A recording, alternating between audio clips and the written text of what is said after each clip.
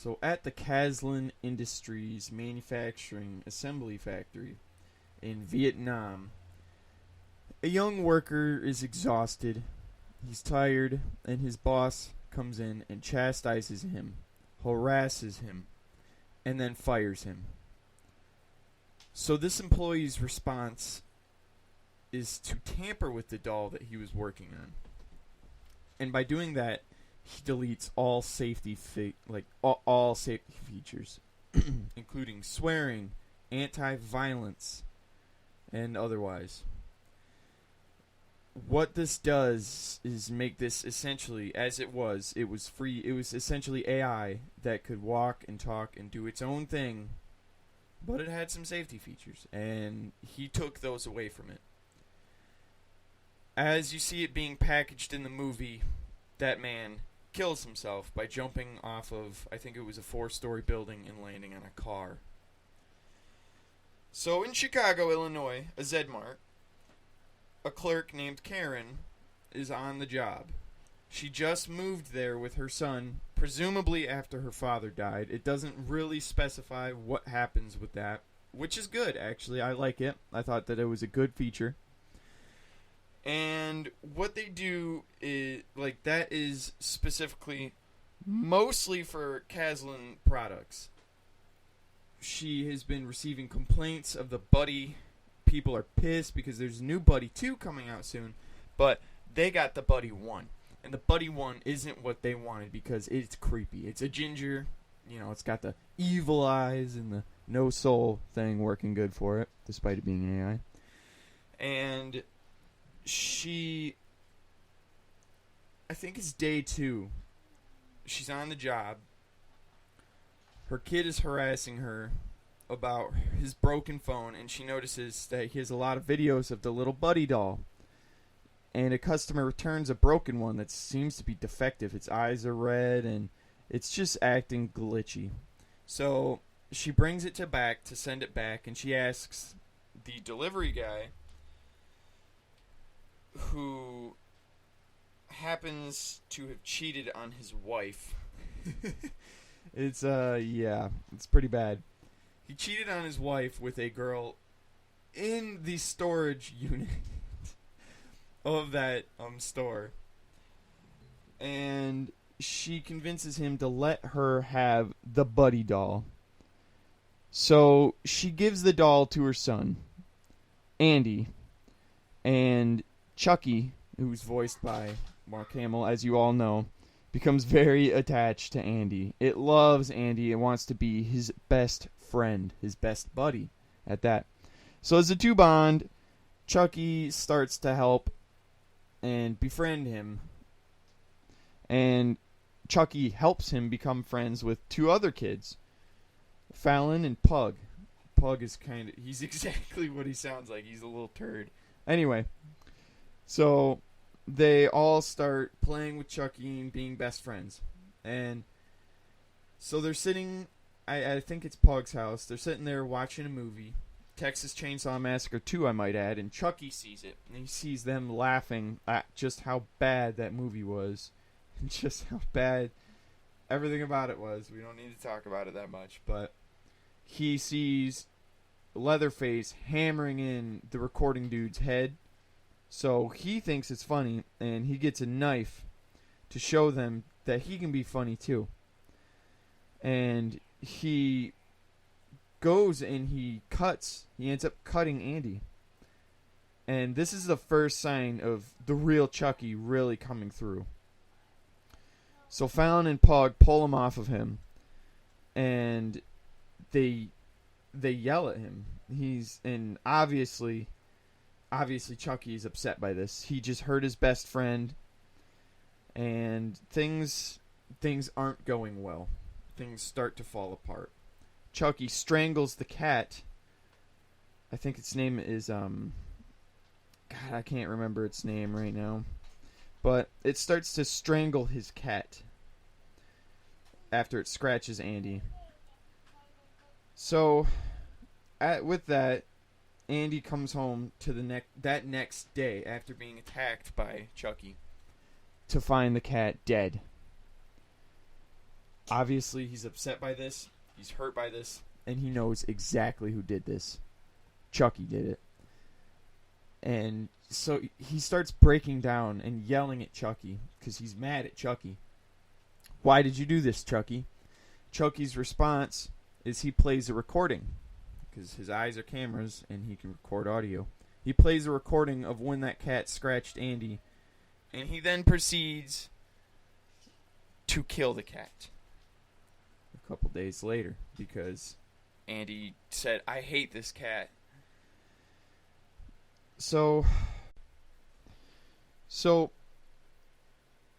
the next day, Karen, Andy's mother, locks Chucky in a cupboard despite Andy not wanting him to be locked up. After overhearing Andy's pleas for Shane to disappear, Chucky follows Shane home. And since I didn't specify earlier in the video, Shane is Andy's mother's boyfriend. Turns out that Shane, the boyfriend, actually has a family with a wife, and he was lying that entire time to Karen. But rather than Chucky using the recording and audio to his advantage, he decides to kill Shane as he's climbing up a ladder to disable Christmas lights. He knocks down the ladder that he is standing on. He falls, breaks his shins. It is a gruesome scene, actually, especially considering it was the first real gore we got in the movie. Impressive, and he starts crawling away to try and get to his phone to call for help. And Chucky activates, I think, what is it called? It's like one of those electric things you push to dig soil up so that way you can plant plants. Regardless, he uses that, chops his head apart, like just destroys it. It is a ridiculously gory scene. And after that, he gets on top of the body and just starts stabbing the shit out of Shane. He rips his face off and takes it home with a watermelon from their garden, staples it on there, and puts a little bow tie on the head just for Shane to see, so that way he can be happy. He can be happy with Chucky. Andy will no longer be disappointed with him. That's Chucky's thought process. And it's unique the way they make this movie work, because they really make you believe that Chucky is a victim almost. They really... Sorry, my dog just walked in and I'm giving him some pets. Get out of here, dog. Get out of here. Okay. So anyway, after that, Shane invites his two friends over, Fallon and Pug, and tries... They get rid of the head, obviously. Their next step is killing Chucky. So they wrap up the head in wrapping paper, because that's all they had, and they go to throw it out, and guess who walks inside as they do that? Karen, his mother. So she's like, "Oh, what you got there? A gift?" And he's like, "Yeah, we're gonna go give it to the nice old lady down the hallway." And with that, they give it to her, and they say, "You can't open this until my birthday, which is in a week. And you can open it there." Ironically enough, this character is it's the detective handling the case's mother when they find Shane's dead body. So, as you can tell, there's going to be a little bit of comedy there and irony, which is good. It works. So, they do everything they can to get into that house. But before they do that, they have to take care of Chucky first. A bigger problem, in Pug's eyes at least. So by doing this, they take Chucky. Andy's like, "Come on, buddy, let's go play." And they walk inside of Pug's house, and Pug attacks him. He hits the doll with a bat, launching him to the ground. Then they yank out the power cord. But as they're struggling, they realize this doll is really strong. So as they're trying to get to the power core, Chucky starts singing the buddy song to Andy. And for Andy, this is like losing a friend. He loves Chucky. He absolutely adores Chucky. But Fallon realizes they have to get rid of Chucky. He's doing nothing but harm. So, what they do is remove his power cord, wrap him up like a body, and then throw him down the vent. A trash chute is actually the proper term for that. After doing this, Fallon suggests that they never talk about what they just did. You know, murdering a Chucky doll. I like that scene a lot because it shows a lot of weight and power for them, you know, as kids. And it's cute, honestly. It's pretty cute. So, after that, and the electrician of the building realizes what he sees in the garbage, and he decides, wow, I really want this. This is going to make me money on eBay. So he takes the doll, grabs a new power core for him that's not missing pieces and broken, installs it, and then he proceeds to give the doll upgrades, and then he gets distracted. Because, see, this electrician's a creep. So he puts cameras in multiple women's bathrooms. And just as Karen, Andy's mother, starts to undress, Chucky gets out. He escapes, he's free, he's alive. And he sees Andy on the camera, and he's like, my best buddy. Meanwhile, while this is all going on, Andy is trying to get a hold of that head from the detective's mother's house. As he's doing so, he's talking to the detective, and the mother gets a Caslin car, which is like an electric Uber powered by Caslin Industries. You know, the same thing that Chucky is powered through. Ironically, that'll come into play later.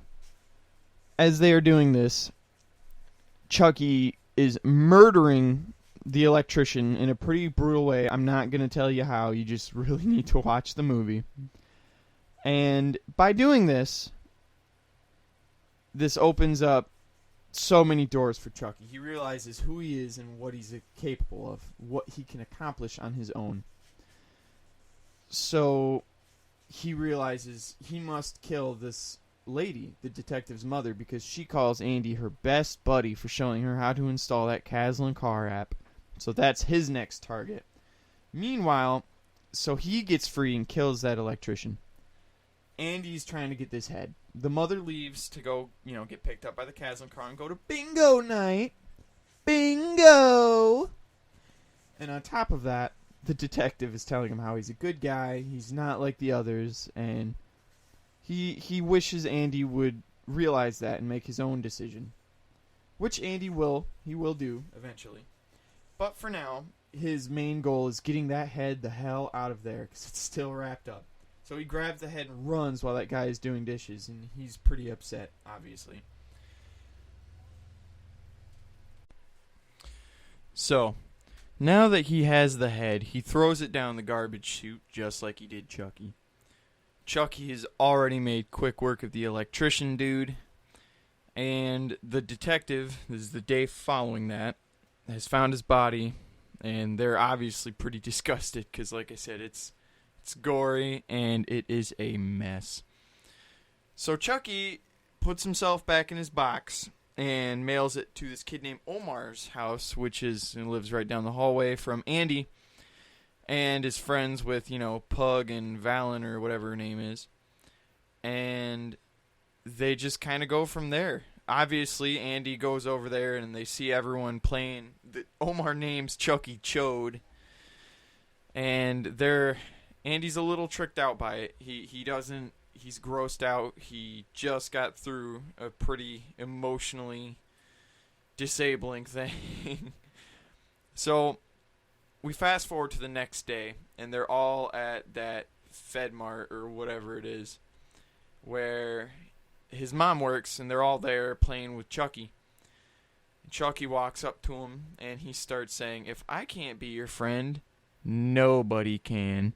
Then he proceeds to stream the footage of Andy saying he hates Sean and he wishes he would die. He streams it to all the TVs and the headphones and speakers in the area. So Andy obviously freaks out and throws the doll and starts punching him in the face until Omar walks over, and then he's like, "What's wrong with you? Do you have some kind of problem?" "Oh, wait. Yeah, you do." And then he flicks off his little hearing aid, and then they just start brawling in a grueling, cool fist fight, where Chucky's just seen in the background smiling at what he just caused. So the security breaks it up, and Omar's phone's on the ground, so Andy takes it real quick before his mom pulls him away and is like, "Dude, what the heck?" So Omar's like, wow, what a retard, and then walks away. And while all this is going on, Chucky's just kind of chilling out watching and walks away with Omar. Andy has his phone, so he's watching it that night at the house to see what the heck is going on. He uses it to sign into the whole Caslin thing, the app, and stream whatever Chucky sees. And he sees that the detective's mother is getting in one of those cars. And he's like, oh shit. So he bolts downstairs to try and catch Chucky in the middle of, taking away the old lady. I have no idea what her name is, so it's just detective's mom for right now. And he starts chasing the car as it's going backwards, and she's just like, ooh, this car's going backwards? It's super goofy and funny, and the kid's like screaming at her, hey!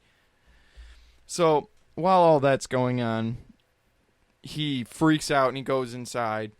We don't see him telling his mom necessarily, but she arrives at bingo night and Chucky arrives with her. So he starts toying with her in the car a little bit, really showing what he can do, being able to control the whole Caslin products.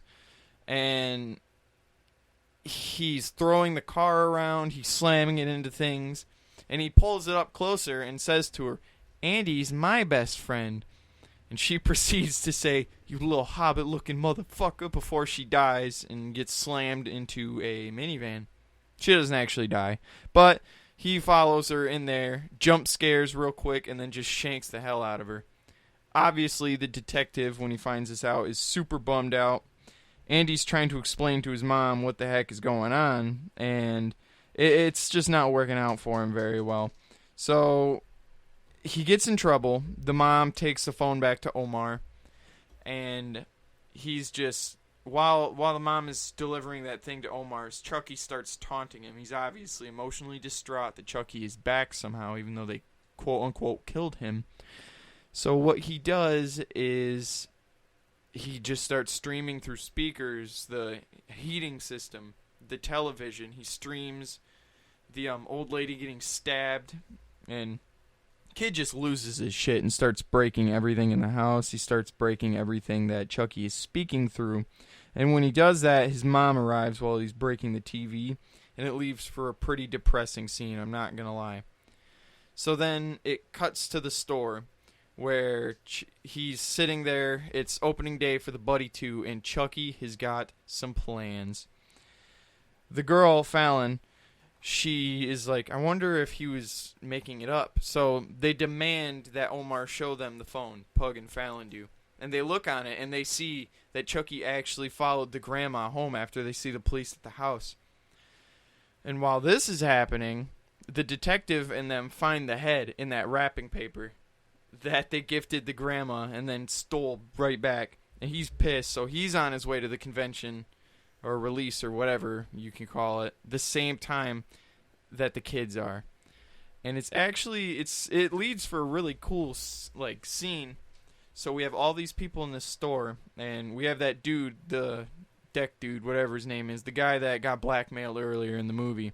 He gets stabbed in the neck by Chucky while wearing one of the Buddy masks, and he falls and takes the helmet off, and it just sprays blood into some little girl's face. It is so freaking funny.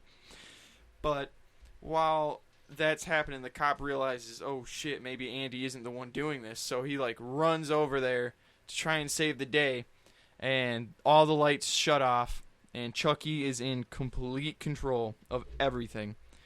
So what he does is he strings on razor blades to a whole bunch of drones and just starts launching them into the crowd while shutting down security, so that way it locks everybody inside.